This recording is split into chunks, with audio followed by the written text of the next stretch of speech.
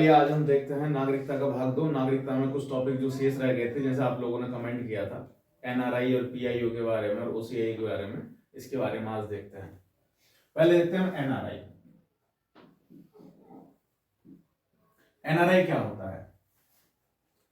Non residence Indian. NRI क्या होता है? Non residence Indian. अब क्या एनआरआई, कुछ लोग ने कमेंट किया था कि एनआरआई जो है भारतीय नागरिक होते हैं नहीं होते, तो एनआरआई बिल्कुल नागरिक होते हैं।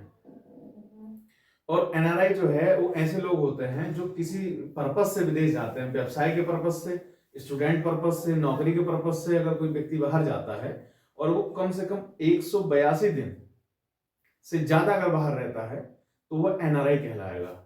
और जैसे हम 2-4 दिन के लिए कहीं विदेश घूमने जाते हैं, घूम के फिर वापस आ जाते हैं, तो हम एनआरआई नहीं कहलाएंगे। 182 दिन एक टाइम लिमिट है, अगर उससे ज्यादा कोई व्यक्ति रहता है तो वो एनआरआई कहलाएगा। अब एनआरआई के लिए non residence Indian, non resident Indian. ठीक, अब इसमें देखते हैं। अब इनको वही पूरे अधिकार प्राप्त होते हैं जो एक नागरिक को होते हैं। ठीक, और एनआरआई डे कब मनाया जाता है? यहां से क्वेश्चन बहुत बार पूछा जाता है। तो मनाया जाता है 9 जनवरी को। अब ये सभी जानते होंगे 9 जनवरी को क्यों मनाया जाता है, क्योंकि 9 जनवरी 1915 को गांधी जी वापस आए थे। अब इसके जो 9 जनवरी हमने एनआरआई डे बनाया, ये किसकी सिफारिश पर बनाया गया? तो एक व्यक्ति थे एलएम सिंघवी। एलएम सिंघवी की सिफारिश पर सन 2000 में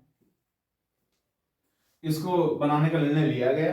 और यहां से एक क्वेश्चन और आता है कि एनआरआई डे अब कितने वर्ष में मनाया जाता है? जब निर्णय लिया गया था तो प्रतिवर्ष मनाया जाता था, 2000 से प्रतिवर्ष मनाया जाता था, लेकिन अब 2015 से प्रति 2 वर्ष पर एनआरआई डे मनाया जाता है।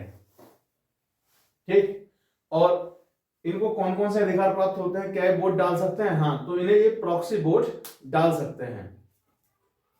अब जैसे नौकरी या व्यवसाय कर रहे हैं तो इनके लिए एक सुविधा और दी गई थी, जो कि 1999 में फेमा एक्ट के तौर पर आई थी। वहां से भी क्वेश्चन पूछा जाता है कि फेमा एक्ट क्या है।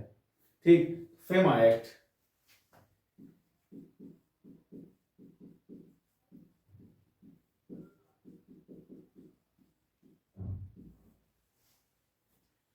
फेमा एक्ट क्या? Foreign exchange management act. यानी कि जो विदेशी लोग पैसा कमाएंगे वो किस माध्यम से पैसा भेजेंगे?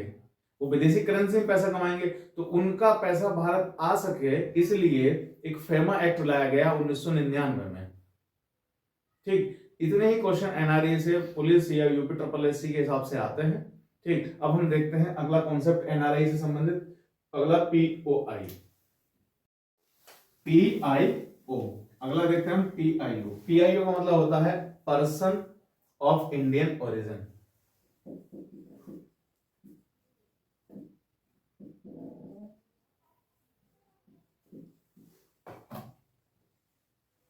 पर्सन ऑफ इंडियन ओरिजिन, यानी कि ऐसे लोग जो विदेश में जाकर रहने लगे हैं, विदेश में जाकर सेटल हो गए हैं, और वो लोग इंडिया में रहते थे, उनके पूर्वज इंडिया के थे, पहले कभी उनके पूर्वज इंडिया के थे और वो भारतीय मूल के हैं, जिन्हें हम बोलते हैं कि भारतीय मूल के व्यक्ति हैं। तो ऐसे लोगों को हम पीआईओ कार्ड जारी करती है हमारी सरकार, पर्सन ऑफ इंडियन ओरिजिन। अब ये कार्ड होते क्या है? जैसे हमारे देश का वीजा मतलब पासपोर्ट होता है, वैसे ही ये लोग, इनके लिए कार्ड बनाती है सरकार। कार्ड क्यों बनाती है? जैसे ये कोई फॉरेनर अगर भारत में आना चाहता है, या हम भारतीय किसी फॉरेन कंट्री में जाना चाहते हैं, तो हमें उस देश के लिए वीजे की जरूरत पड़ती है। और जब इन भारतीयों के लिए, जो भारतीय मूल के हैं, अब जो दूसरे देश में सेटल हो चुके हैं, तो उनके लिए वीजे की जरूरत ना पड़े, इसके लिए सरकार एक कार्ड जारी करती है। इसको हम क्या बोलते हैं? पर्सन ऑफ इंडियन ओरिजिन, यानी कि जो भारतीय मूल के हैं। अब इसकी जो शुरुआत कब से हुई? 2002 से हुई। ठीक, 2002 से हुई। अब इनमें क्या होता था? एनआरआई तो वो लोग होते थे जो भारतीय नागरिक हैं, लेकिन पीआईओ में जो लोग भारतीय मूल के होते थे और वो भारत में घूमने आते थे तो उनके साथ बाकी भेदभाव नहीं किए जाते थे। जैसे कि अब हम वर्तमान में देखते हैं, क्योंकि फॉरेनर आता है और हम जब घूमने जाते हैं तो जो टूरिज्म पर्पस है, उन टूरिज्म प्लेस हैं, वहां पर अलग अलग रेंट पे करना होता है। जैसे ताजमहल का टिकट है तो भारतीय के लिए कम होगा और फॉरेनर के लिए ज्यादा है। जैसे लाल किला घूमने बहुत फॉरेनर आते हैं, तो इन पीआईओ के लिए वही सेम सुविधाएं होंगी जो भारतीयों के लिए हैं, लेकिन इन्हें एक चीज का ध्यान रखना पड़ता था। इन्हें जो है एक पर्टिकुलर ऑफिस में जाकर हर 6 महीने बाद सरकार को जो अपनी लोकेशन और अपने पर्पस के बारे में बताना होता था।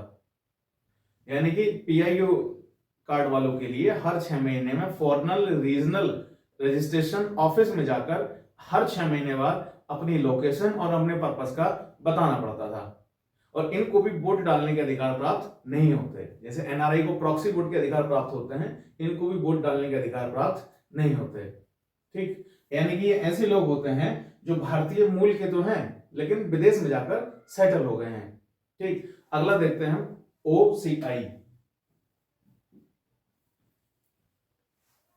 ओसीआई ये 2015 में पीआईओ को मर्ज करके ओसीआई कार्ड बनाया गया। अब इसमें ओसीआई में क्या था कि हर 6 माह बाद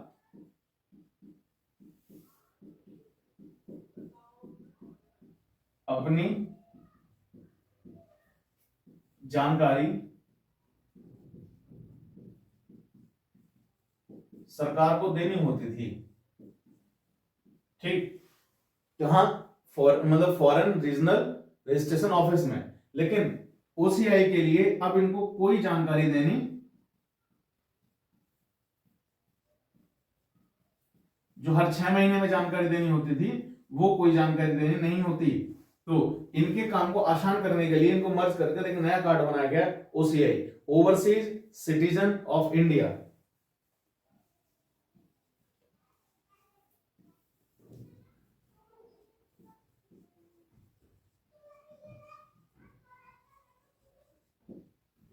ओवरसीज सिटीजन ऑफ इंडिया।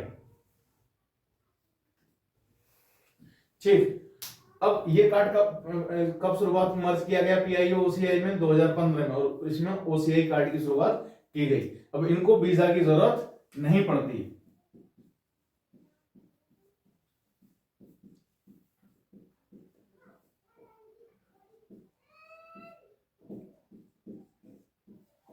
ना इनको पड़ती वीजा की जरूरत।